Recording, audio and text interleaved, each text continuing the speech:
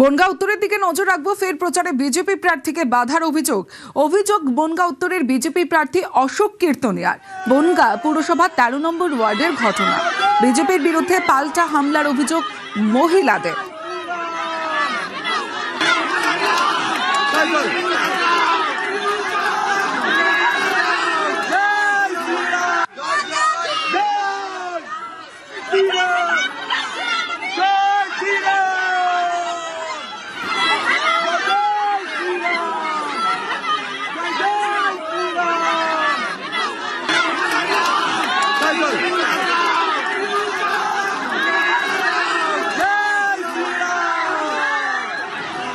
বনগাঁ উত্তরের বিজেপি প্রার্থী অশোক কীর্তনিয়া আজ বনগাঁ পুরসভা 13 নম্বর ওয়ার্ডে যখন প্রচারে যান, সেই সময় প্রচারে বিজেপি প্রার্থীকে বাধার অভিযোগ বনগাঁ উত্তরের বিজেপি প্রার্থী অশোক কীর্তনিয়ার।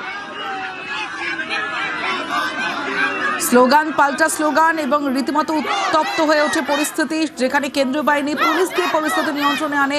বিজেপির বিরুদ্ধে পাল্টা হামলার অভিযোগ মহিলাদের।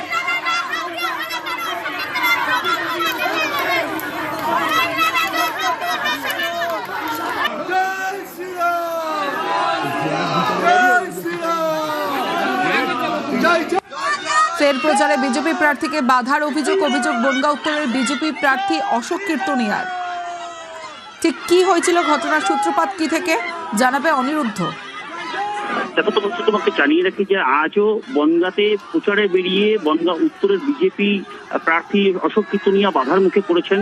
বনগাঁ পশ্চিম পাড়া অর্থাৎ 13 নম্বর ওয়ার্ডে আজ সকালে তিনি প্রচারে বেরিয়েছিলেন। তখনই স্থানীয় মহিলারা রীতিমতন অশোক কীর্তনিয়াকে ঘিরে গো ব্যাক স্লোগান দিতে থাকে এবং অশোক কীর্তনিয়াকে জিজ্ঞাসা করেন কেন তাকে গত 5 বছর দেখা যায়নি, বিধায়ক হিসাবে তিনি এলাকায় আসেননি, সেই কারণেই তারা জানতে চেয়েছিলেন। এইদিকে কিন্তু অশোক কীর্তনিয়া অভিযোগ করেছেন যে তৃণমূল কংগ্রেসের লোকেরাই বাধা সৃষ্টি করেছিল এবং তারা প্রতিদিন এরকম বাধা সৃষ্টি করছেন। পরবর্তীতে সেখানে রীতিমতন উত্তেজনার সৃষ্টি হয়। পুলিশের মধ্যস্থতায় সেখান থেকে কিছুক্ষণের জন্য উত্তেজনার মধ্যে দিয়ে রীতিমতন ধস্তাধস্তি, দুপক্ষের মধ্যে ধস্তাধস্তি হওয়ার পরে সেখান থেকে বেরিয়ে আসেন তিনি। ওই এলাকায় আবারও প্রচার করেন, কিন্তু ওই এলাকার যে সমস্ত মহিলারা এই বাধা সৃষ্টি করেছিলেন তারা কিন্তু জানিয়েছেন যে এলাকায় 5 বছর বিধায়ককে দেখা যায়নি। সেই প্রশ্ন করতে গেলে তাদেরকে পাল্টা বিজেপি কর্মীরা মারধর করেছে, তেমনই অভিযোগ করেছেন। তাদের সঙ্গে অশালীন ব্যবহার করেছে, তেমনই কিন্তু অভিযোগ করেছেন। বলা যেতে পারে যে পর কয়েকদিন অশোক কীর্তনিয়া বনগাঁ পৌর এলাকায় প্রচার করতে গিয়ে এরকম বাধার মুখে পড়েছেন এবং তার অভিযোগ পাল্টা অভিযোগে রীতিমতন বনগাঁ উত্তর বিধানসভা কেন্দ্রে সরগরম হয়ে উঠেছে রাজনীতি। তমশ্রী, বেশ।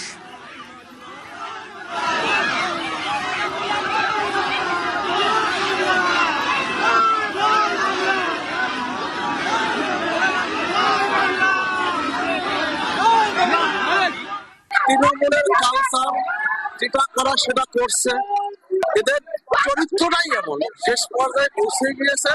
এদের হবে, এদের হিসাব হবে, এটা বলে নির্বাচন কমিশনের দায়িত্ব, তারা দেখছে। আমি শুধু বলেছি 5 বছর বিধায়ক আপনি কোথায় ছিলেন, আপনার তো মুখই দেখিনি। সাধারণ মানুষের পাশে তো 5 বছর আপনি দাঁড়াননি। হ্যাঁ, তাই বলাতেও না, প্রথম